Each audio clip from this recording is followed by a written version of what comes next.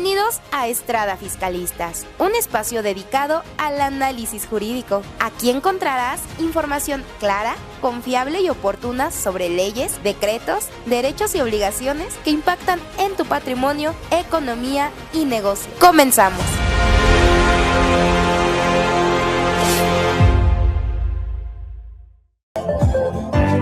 Buenas tardes, muy tardes y bienvenidos a Estrada Fiscalistas.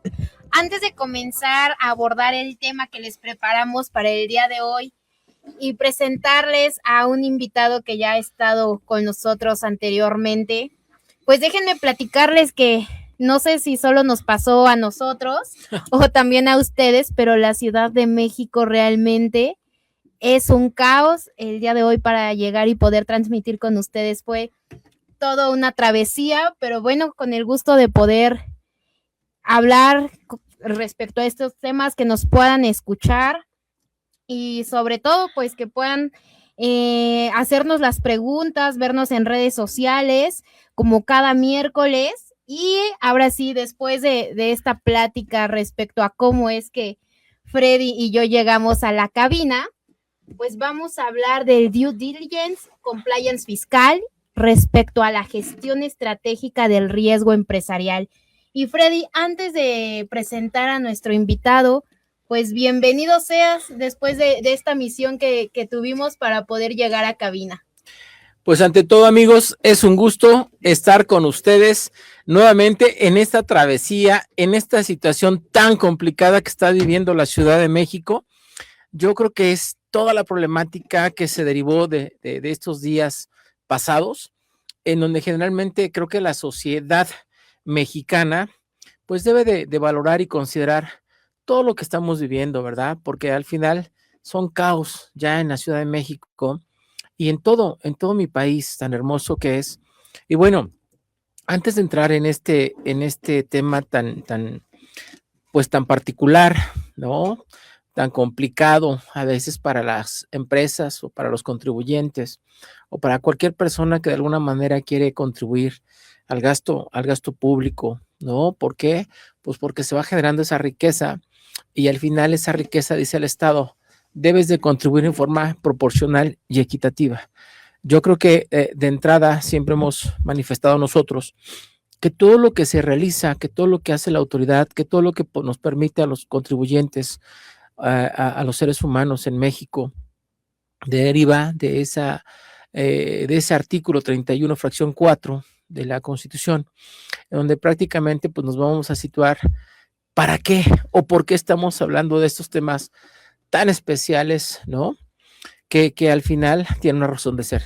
Y fíjense ustedes, queridos amigos, que antes de entrar a estos temas tan complicados y tan delicados, sí me gustaría expresarles, antes de entrar al compliance, que en el 2020 hubo una reforma muy importante en donde la autoridad señaló que necesitaba valorar todos esos documentos que el contribuyente le presentaba cuando se hacían las facultades de comprobación o cuando el contribuyente solicitaba alguna devolución o algún tema en específico que considerara importante la autoridad. Por tal motivo, yo siempre he manifestado que no nos acordemos de ese ejercicio 2020, porque al final, ¿no? Porque al final se situó esa razón de negocios, ese famoso artículo 5 del Código Fiscal de la Federación, 5A, en donde creo que se ha empeñado la autoridad o los contribuyentes en saber qué es esa famosa razón de negocios y sustancia económica. Entonces, consideramos nosotros que para entrar a estos temas tan delicados, es muy importante que los contribuyentes hagan esa conciencia y verifiquen efectivamente si dentro de sus documentos constitutivos se tiene bien definido cuál es la razón de negocios de la empresa, a qué se va a dedicar, qué va a hacer, cuál es la importancia de su objeto, de la sociedad. Porque, queridos amigos, hace muchos años los notarios vienen haciendo un formato que ya constituyen las empresas en donde se señalan 100 cosas que puede realizar la empresa. Actualmente nosotros no estamos de acuerdo con ese actuar de los fedatarios públicos, tanto el corredor como el notario, que de machote ya tienen esos objetos de la sociedad. Nosotros lo que estamos comentándole a los clientes, a los contribuyentes, que simplemente sea esa actividad económica que van a realizar, porque al final no puede ser que en el objeto tenga más de 100 actividades que pueda realizar la empresa. Es algo súper importante, queridos amigos, que dentro de esa razón de negocios vean cuál es el verdadero objeto de la sociedad. Sí, Freddy, como tú muy bien lo dices respecto a hablar del tema de la razón de negocios, es importante que ustedes sepan que también va relacionado con el tema de compliance fiscal, que es importante que todos los dueños de las empresas, los socios, accionistas, se preocupen por definir, en primer lugar, cuál es la actividad principal de la sociedad, y esto nos va a llevar no solo a que a ustedes les sirva esta identificación, sino que también pueden acotar el objeto de la sociedad, y que no sea tan general, porque hay veces que, por ejemplo, ustedes se dedican al tema de construcción y podemos ver más adelante que en este mismo objeto, ya en las últimas fracciones o incisos, hablan respecto a que se van a dedicar a hacer obras de teatro, no sé, cuestiones que nada que ver con el objeto de su empresa. Y para continuar hablando de este tema, me parece que también le fue toda una misión poder llegar a la cabina de radio, pero pues es un gusto tenerlo nuevamente con nosotros, doctor Luis. Bienvenido sea al programa nuevamente Estrada Fiscalistas. El día de hoy estamos en otra cabina, esperamos que le guste esta experiencia, diferente un poco al otro escenario que tenemos, pero sea bienvenido, doctor. Hola, ¿qué tal? Muchas gracias, licenciada Larisa, doctor Freddy, es un gusto. A todos los radioescuchas y también a quienes nos ven por redes sociales, pues es un honor estar aquí con ustedes, un poquito corriendo por el tráfico, pero bueno, ya nos acostumbramos aquí en la Ciudad de México. Pues muchísimas gracias, doctor. Es lo que nosotros le comentábamos a todas las personas que nos están escuchando, llegar el día de hoy a cabina y poder presentar este tema que, como cada miércoles estudiamos y traemos temas de interés, pues fue todo una misión. Lo bueno que ya estamos aquí y ahora sí vamos a abordar el tema que es respecto al programa del día de hoy. Y para ello Freddy nos estaba hablando un poco, hablando de la razón de negocios, doctor. Entonces, antes de hablar respecto al tema que usted trae preparado y del cual vamos a hablar, Freddy nos estaba hablando un poco de qué es la razón de negocios, qué es la materialidad, Freddy, y para qué nos sirve a nosotros como socios, accionistas, empresarios, etcétera, saber de este tema, y no nada más a ellos, ¿no? Sino contadores, abogados, todos aquellos que asesoramos a alguna empresa. Es que lo más importante de esta razón de negocios, ¿cuál fue lo que justificó la realización de esa operación, doctor? ¿Cuáles son los requisitos de esa materialidad? Entonces, creo que lo más importante también es que consideren que son aquellos bienes adquiridos o los servicios recibidos en donde deben ser existentes, genuinos y deben traducirse en algún valor económico para el particular, el cual debe guardar una relación razonable con el cambio en la esfera jurídico-patrimonial, los derechos y obligaciones, de tal manera que se justifique el efecto fiscal favorable al contribuyente, deducciones, acreditamientos o cualquier otra razón de ser. Entonces, que también hay que seguir entendiendo por qué la autoridad se metió tanto en esta situación de la razón de negocios y la sustancia económica. Entonces, creo que inclusive se han emitido ya algunas jurisprudencias, algunas tesis, ¿no?, que ha emitido la Suprema Corte de Justicia por lo que se debe entender como razón de negocios. Entonces, creo que ya teniendo estos antecedentes del 2020, que estamos ahorita ya en el 2026, y todavía no se le ha dado la importancia a este tema tan importante, porque ahí deriva todo lo que vamos a hablar de los siguientes temas, las operaciones que realizan los contribuyentes, y ahora sí hay que ver esa mecánica de cómo poder hacer mejor las cosas respecto a esta razón de negocios que efectivamente la autoridad está buscando que los contribuyentes lleven a cabo esta Pues si me razón. permites, Freddy, ahora sí vamos a adentrarnos respecto al tema de hoy y vamos a presentarles Due Diligence y Compliance Fiscal, gestión estratégica para el riesgo empresarial, doctor. Y usted díganos, vamos a comenzar con estas preguntas básicas, yo diría preguntas de nivel o enfoque estudiante, ¿vale? Claro. ¿En qué momento de ciclo de la vida de una empresa resulta indispensable que se implemente este proceso de due diligence? Bueno, pues en primer lugar es muy importante determinar qué es el due diligence, porque parece que estuviéramos hablando en alemán, ¿no? Que casi que estuviéramos usando un lenguaje muy técnico y el due diligence no es más sino una actividad de debida diligencia. Digamos, ¿qué significa debida diligencia? Tú vas a hacer un viaje, Larisa, Freddy. Lo primero que tú haces cuando vas a viajar, pues es investigar, saber cómo está aquel destino para el que tú vas. Pero antes de eso, investigar y saber cómo están tus finanzas, trazarte tus objetivos, conocer si puedes, cuándo vas a viajar, de qué manera lo vas a hacer, qué recursos vas a utilizar, cuánto se puede ir en un presupuesto. Es decir, la debida diligencia es una actividad que hacemos cotidianamente en otros ámbitos, en otras esferas, y aterrizando esto al aspecto legal, al aspecto jurídico, pues no es más sino esa tarea de poder conocer muy bien, primero, con quién vamos a negociar, con quién estamos nosotros teniendo actividades financieras y también conocernos nosotros mismos, ¿no? Y esto va muy de la mano del otro concepto que es el compliance, que ya hemos hablado de compliance y también es un anglicismo que ha sido difícil de aterrizarlo en nuestras latitudes porque, pues, digamos que de manera tácita la traducción es cumplimiento. Cumplimiento normativo, cumplimiento legal. Y por supuesto, cuando hablamos de debida diligencia y de cumplimiento en materia fiscal, pues estamos hablando de dos tareas muy importantes para cualquier organización en cualquier etapa de su vida, incluso desde sus inicios.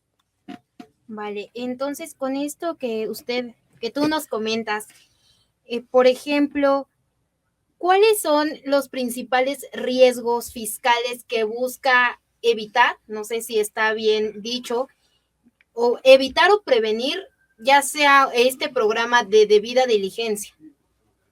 Claro, digamos que en debida diligencia lo que nosotros tenemos que hacer, nuestra tarea es conocer muy bien cuál es nuestra organización, cómo funciona nuestro negocio, porque conociendo cómo funciona nuestro negocio podemos conocer también con qué partes nos vamos a relacionar, con qué terceros nos vamos a relacionar, quiénes van a ser nuestros proveedores, nuestros acreedores, inclusive nuestros clientes.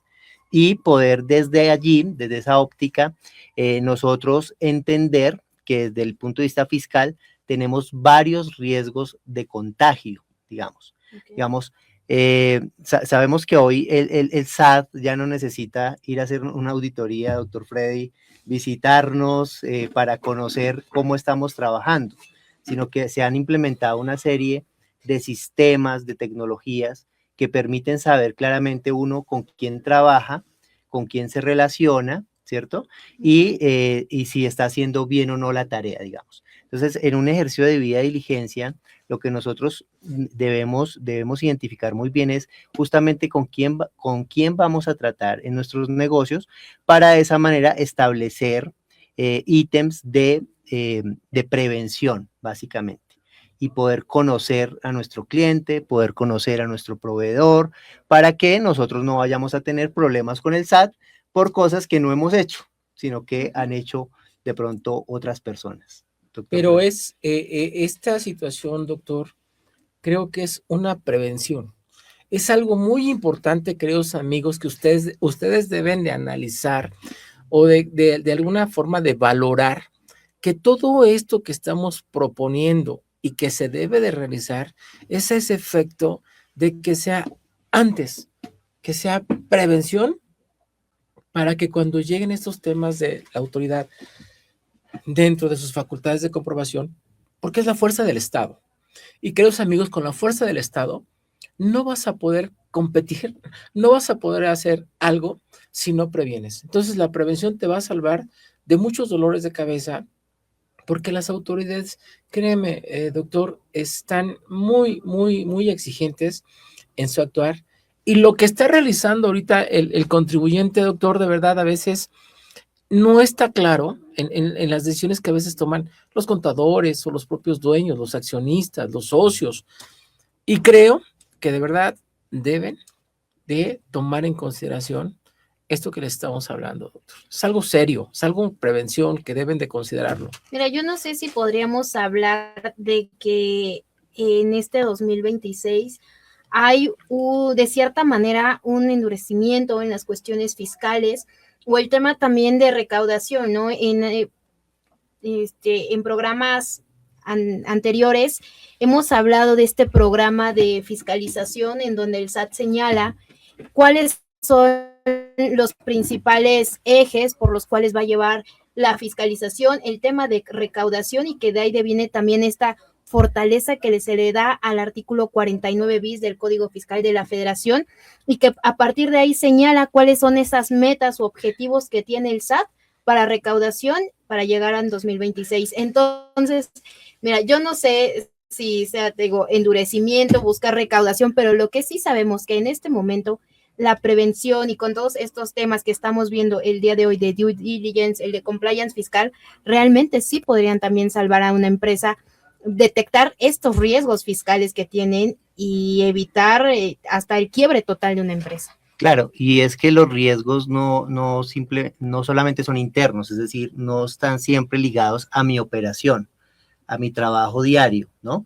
Sino que también los riesgos pueden estar en factores externos, ¿no? En los terceros, en los proveedores, etcétera, y es aquí donde entra la debida diligencia.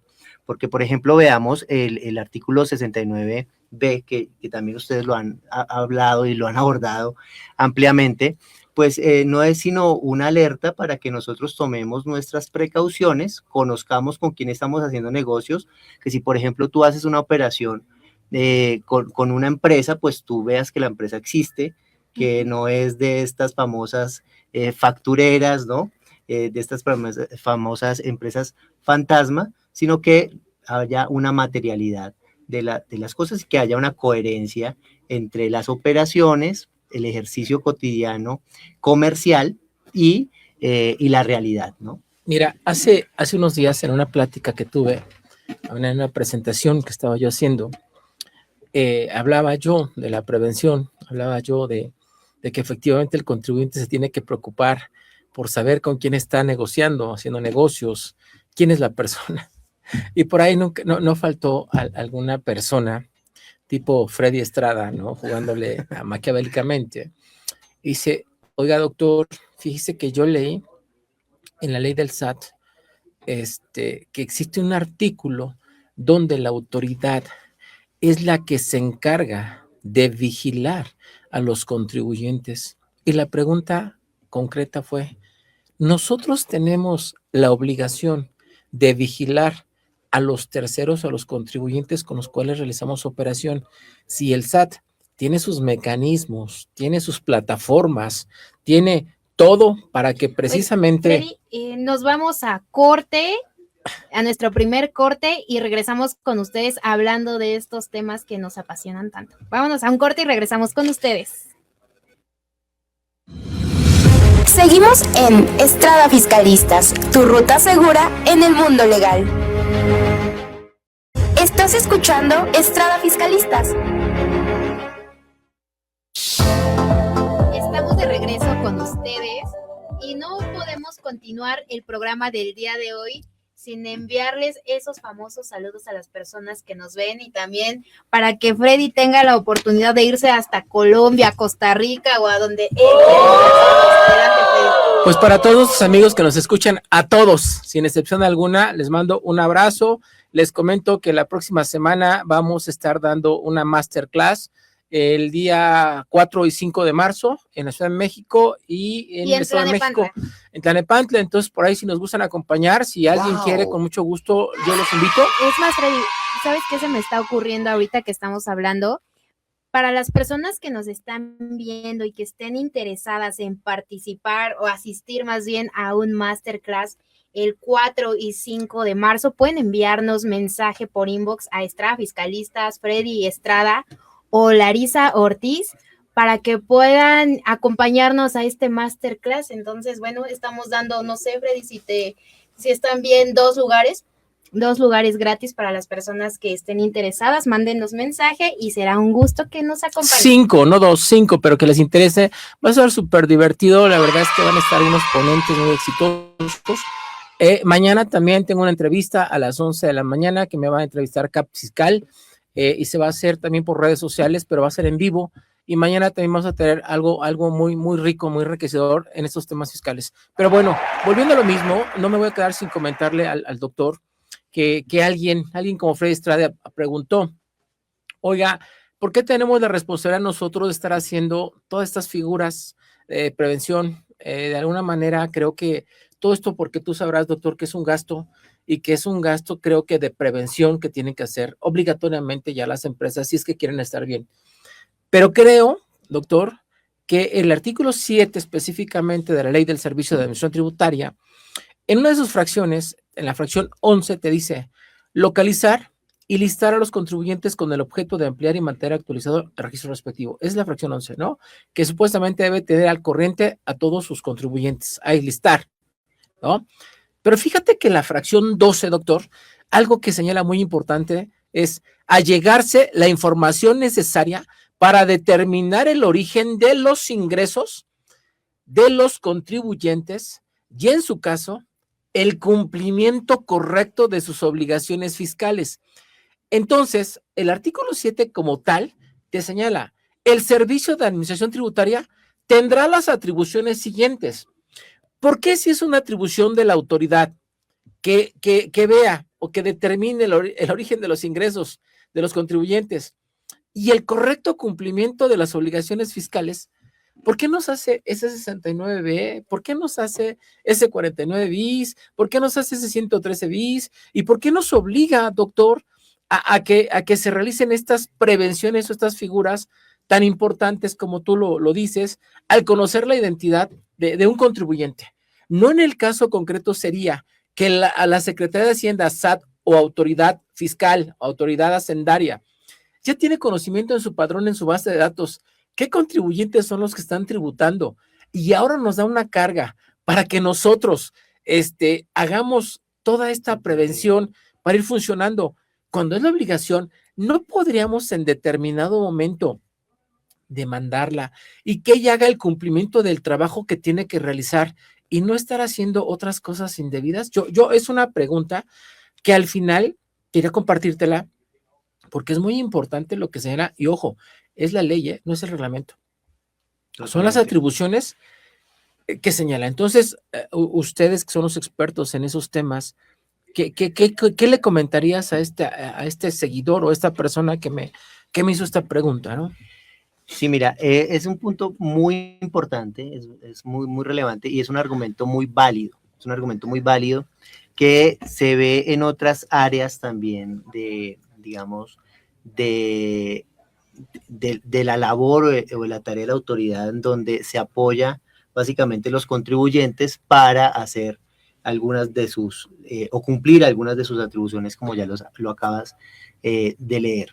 En efecto, desde ese punto de vista, sí la autoridad pues tendría la obligación de hacer la tarea por sí sola, pero ella se puede valer también de su esquema tributario, el esquema de tributación del país, en este caso, conformado por contribuyentes. Entonces, digamos que hay un tema también muy relevante, y es ¿por qué si el SAT conoce hasta el nombre de nuestro primer biberón, ¿no? O sea, nos conoce muy bien, no nos despegamos del SAT ni después de la muerte? ¿Por qué no hace la tarea, digamos, a través de la tecnología, ¿no? Ese es un punto muy relevante. Pero lo que hemos visto también en la experiencia, y hablando un poco del due diligence, es que no es necesario que lo veamos como que le estamos ayudando a hacer la tarea al SAT, sino que estamos haciendo un ejercicio de prevención, ¿no? Es como cuando nosotros, digamos, cuidamos de nuestra salud. Entonces nosotros a veces tenemos medicina prepagada y no necesito esperar a que me enferme para ir, ¿cierto? Sino que yo hago un ejercicio de prevención. Entonces, esta debida diligencia desde este punto de vista no es ayudarle a hacer la tarea al SAT, pero es reconocer las atribuciones, el alcance de la autoridad y que como está la ley, como están los diferentes instrumentos jurídicos en materia fiscal, pues los contribuyentes se ven en grandes riesgos, ¿no? Entonces, desde ese punto de vista, el due diligence, el compliance, no son propiamente cargas, ¿cierto? Sino son ejercicios de prevención. Es un ejercicio de lógica, digamos, de con quién yo voy a hacer negocios. Entonces es eso, es como conocer muy bien con quién voy a hacer negocios y que esa persona esté sana fiscalmente, que yo pueda ver para que no me contagie, digamos, en una posible intervención de la autoridad. Justo respecto a ello hablábamos en el primer programa donde donde estuviste como invitado también, y señalábamos eso, que no es bueno o no debemos verlo como una carga, ¿no? Hacia el contribuyente, hacia el empresario, hacia el socioaccionista, sino más bien debe ser hasta un apoyo para que actúe, para que se pueda conducir de manera fiscal interna saludable. Porque al principio del programa yo te preguntaba, por ejemplo, ¿en qué momento de la vida de una empresa es indispensable implementar, por ejemplo, uno de estos dos mecanismos? Entonces, si lo vemos de esa manera, ya no lo vemos como una carga, sino como un apoyo que nos va a ayudar de cierta manera a evitar riesgos o a potencializar también aquello que tenemos bien y que todavía podría, pues, mejorar.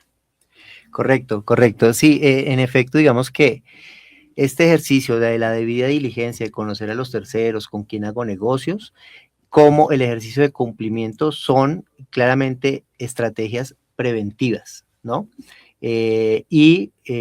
Ustedes como grandes fiscalistas muy reconocidos que son aquí en México, no me dejarán mentir que muchas veces la mejor estrategia de defensa es una buena prevención, ¿no? Entonces, a veces defender un asunto fiscal cuando ya está avanzado, cuando no tenemos los elementos a la mano, es bastante complejo, ¿no? Pero sí hay una cultura de cumplimiento fiscal, si hay una cultura de hacer las cosas de la mejor manera, no solamente vamos a prevenir riesgos de incurrir en una falta administrativa, fiscal, etcétera, sino también incluso penal, ¿no? Vamos a, digamos, a evitar, a mitigar los riesgos, pero mitigar los riesgos no quiere decir que uno no se enferme, ¿no? Es como cuando hablamos ahora, que el hecho que yo vaya al médico preventivamente no quiere decir que evito que me voy a enfermar, me puedo enfermar, pero si me enfermo, pues ya tengo, digamos, un conocimiento, ¿no? Previo de cómo me puedo llegar a defender. Entonces, digamos que ese es un punto supremamente relevante. Por ejemplo, si hubiese un EFO, ¿no? Un tema de una facturera o un tema donde no hay una claridad en la razón de negocios que hablabas ahora,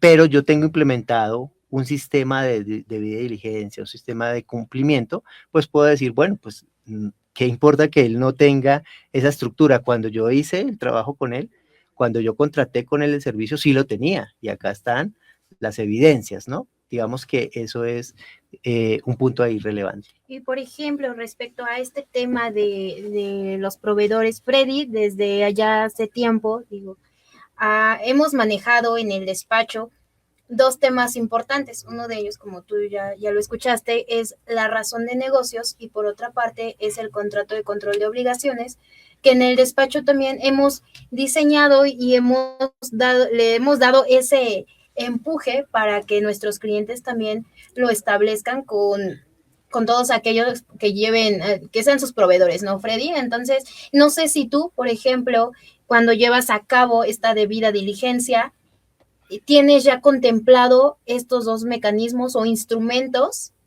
dentro del due diligence que puedas llevar a cabo.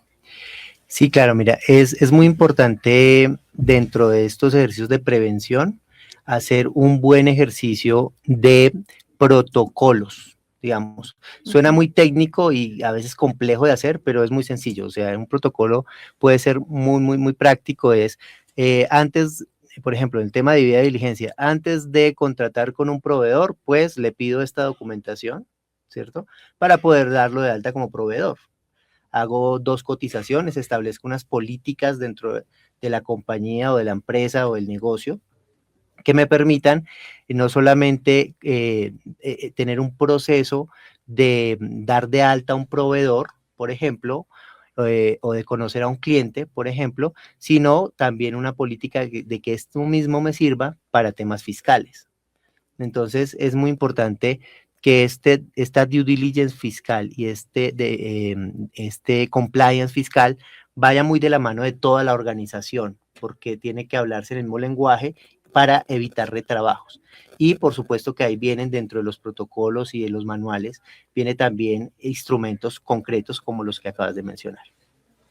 Ok, sería muy importante que estos documentos, queridos amigos, como es la razón de negocios, sustancia económica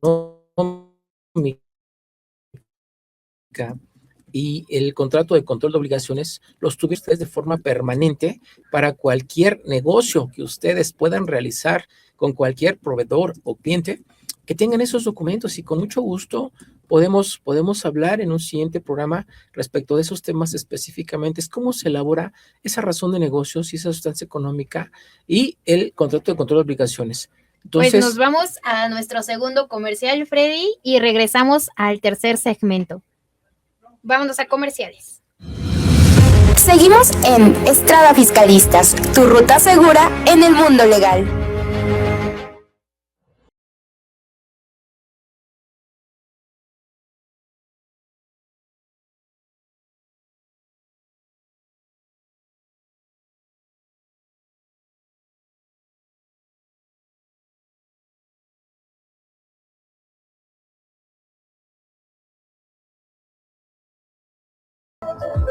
Estamos con ustedes de regreso a Estrada Fiscalistas.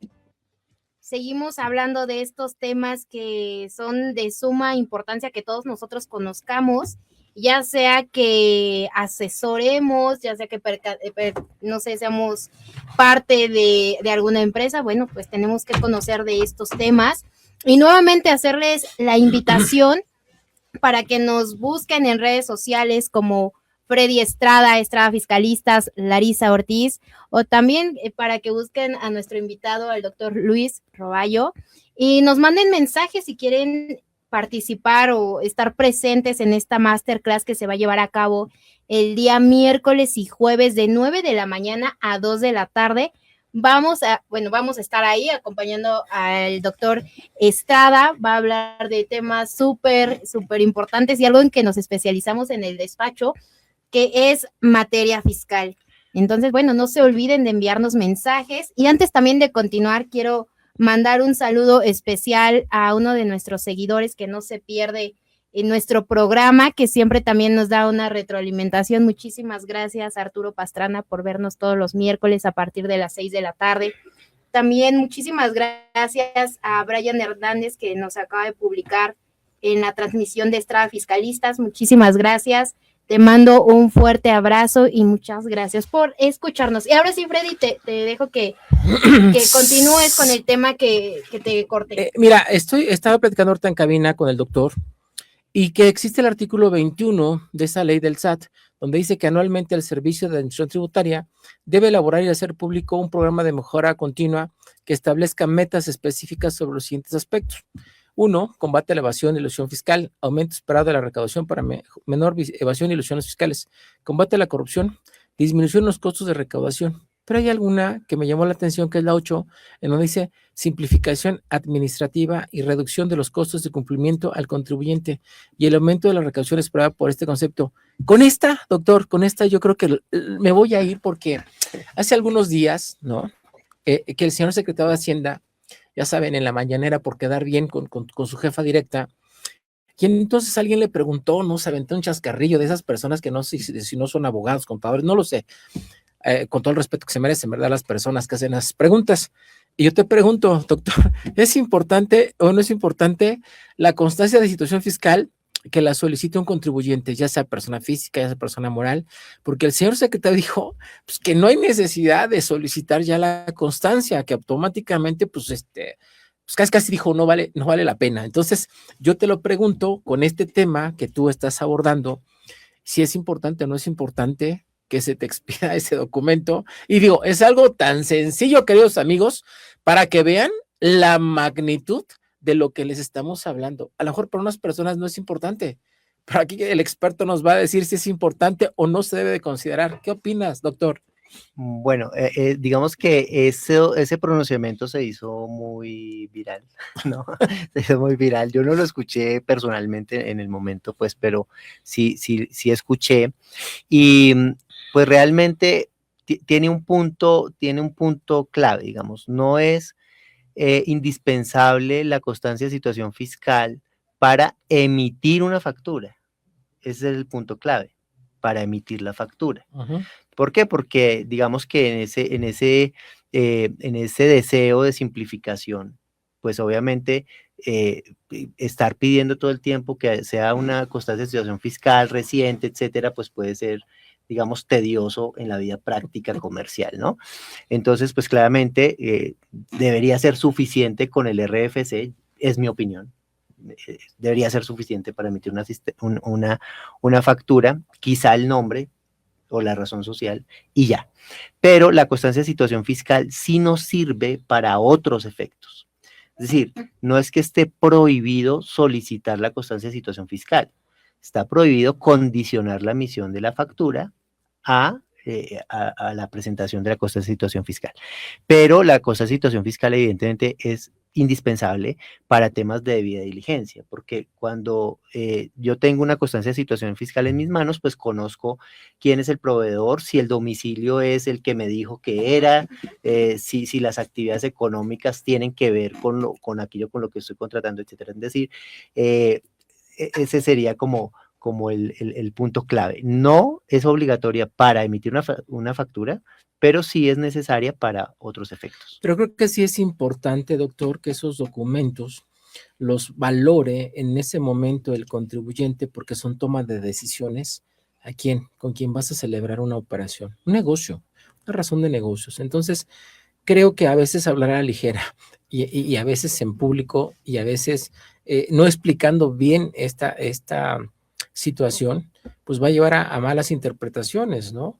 Entonces, yo al final siempre he dicho, ¿saben qué? Contribuyentes o clientes o radioescuchas, creo que lo mejor de todo es que siempre verifiquen con quién van a llevar a cabo una actividad económica, correos, notas informativas, verificaciones de domicilio, porque ahora pues ya tienes que volverte como una autoridad para saber si efectivamente hay un negocio o no hay un negocio, porque todas estas situaciones pues lo está pidiendo la autoridad. Y qué mejor que tengas precisamente esos documentos elaborados en donde sea un apoyo preventivo para los contribuyentes. Pero mira, yo creo que no es actuar como autoridad, sino también es hasta una obligación que tienes tú como contribuyente, Freddy, porque lo hemos visto con varios de nuestros clientes y nosotros les hemos dicho, ¿sabes qué? Tienes que cerciorarte de que con el proveedor o aquella persona con la que tú estés celebrando alguna operación cuente con infraestructura necesaria para acreditar que efectivamente te brindó un servicio. Entonces, ya no nada más es el tema de requerir información, sí tienes que constatar que efectivamente cuenta con ello, porque si no, ya sabes, tenemos, por ejemplo, el tema del 49 bis, que ahora está muy de moda y hemos hablado mucho. Entonces, desde mi punto de vista, no es como la autoridad. Se me vienen a la mente muchas cosas que hemos pasado y que hemos vivido durante la práctica profesional, resulta, o sea, es rapidísimo, resulta que hace algunos años, un muchacho que tenía su motocicleta y que era un muchacho muy trabajador, se levantaba a 4 o 5 de la mañana y se iba a las obras, estaban haciendo unas obras, me acuerdo, por el lado de Campeche, y fue cierto. Y entonces en el lado de Campeche iba el muchacho con su motocicleta y iba a ofrecer material de construcción. Entonces el muchacho pues, compraba el material a un precio y después pues, se ganaba unos pesitos, pero iba en su moto. Y entonces de repente ya esas puntadas de la autoridad que dice, oye, ¿cómo que el muchacho con su moto y está generando pues, estas cantidades de dinero y materiales? Pues llega a su casa y resulta que el muchacho vivía en un departamentito, ¿no? Con su moto y que era su instrumento de trabajo, pero chambeador. Entonces, estoy diciendo cosas que son reales. Sí, sí, sí. Y que cuando llega la autoridad le hace un crédito porque no hay materialidad, no hay infraestructura, no hay esto, no hay aquello. Señores, la gente se tiene que a trabajar y ganarse el pan como crea conveniente y le fincan un crédito. Lo grave es que le fincan un crédito, claro, porque cuando vamos a hablar le decimos, oye, es que a usted se lo estoy explicando, ya lo entendieron, queridos amigos, se lo explicamos a la autoridad y no lo entendía. Dice que cómo era posible que él vendiera materiales cuando realmente en su departamento no estaban ni las varillas ni el cemento, o sea, es algo absurdo, claro, tonto, y que sí se puede llevar a cabo esa actividad lícita totalmente, porque el muchacho se levantaba a las 4 o 5 de la mañana a repartir, o sea, a ofrecer los servicios, oye, ¿quieres varillas? Pues claro que el muchacho tendría que ganar $1, $2, claro.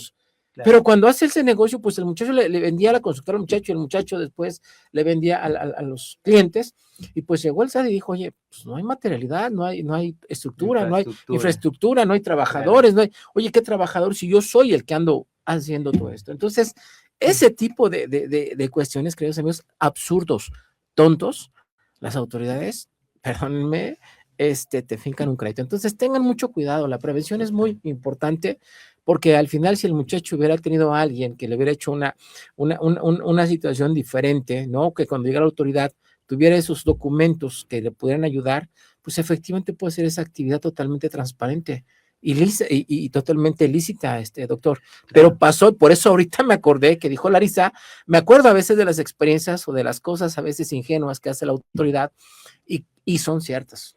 Mira, hay 2 puntos muy importantes en que tiene que ver con lo que estamos platicando del due diligence y el compliance y lo que tocas de platicar.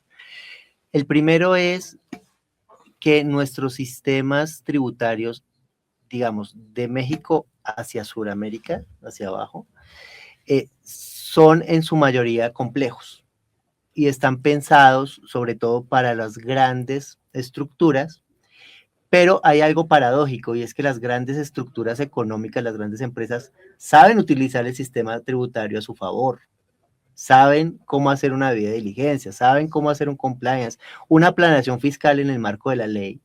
Y cuando uno ve, digamos, grandes estructuras económicas, el pago de impuestos, pues quizá no es el que uno esperaría para el volumen de sus operaciones. Y entonces esta complejidad y ese diseño hacia las grandes estructuras hace que los contribuyentes de a pie, digámoslo, los contribuyentes normales, habituales, la persona que está empezando. El muchacho de la motocicleta. El de la motocicleta, o las personas en ciertas regiones del país donde no hay acceso, digamos, a toda la información que tenemos aquí en el centro del país, pues claramente se ven en una situación de mucha desventaja y, si se quiere, desigualdad e inequidad en materia tributaria. ¿Por qué? Porque no tienen el acceso al conocimiento. Por ejemplo, este joven seguramente hubiera podido fácilmente tomar fotos de sus productos cuando entregó, alguna nota, no sé, algo que hubiera podido gestionar para que llegando a la autoridad pues tuviera una materialidad, una evidencia, ¿no?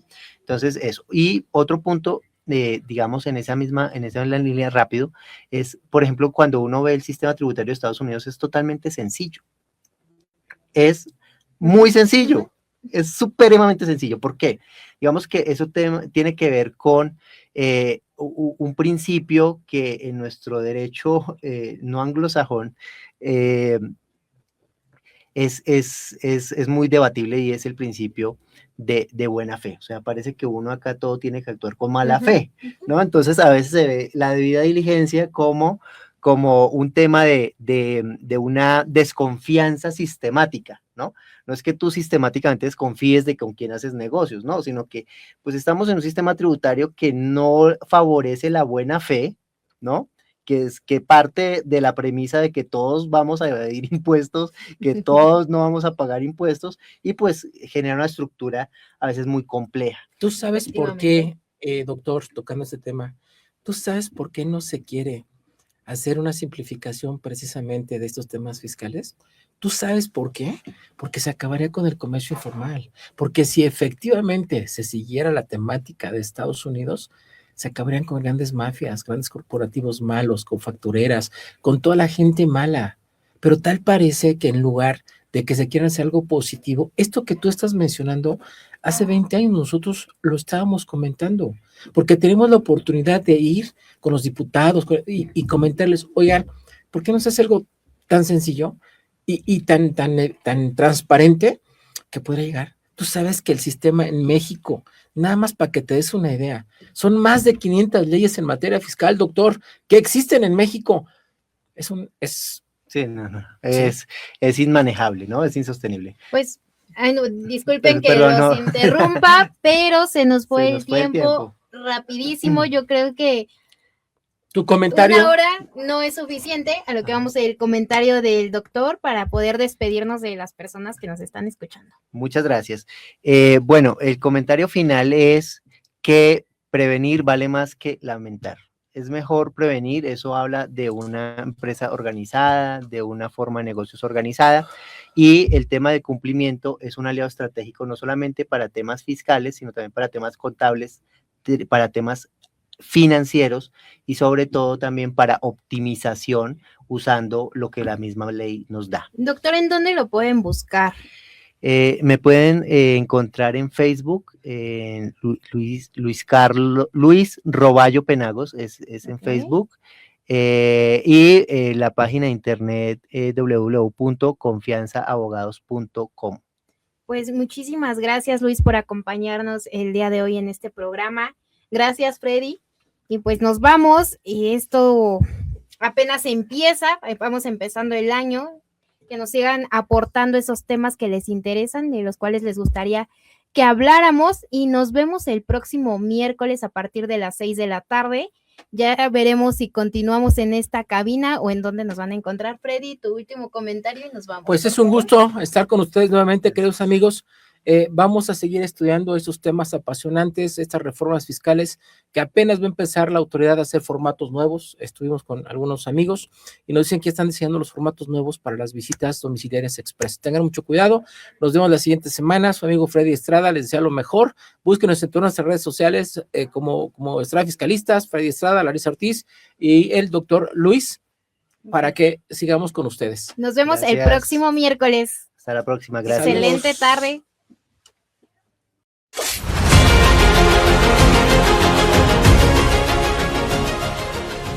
Concluimos una emisión más de Estrada Fiscalistas, un espacio donde el derecho se explica con claridad y compromiso, defendiendo los derechos del contribuyente. Gracias por acompañarnos. Hasta la próxima.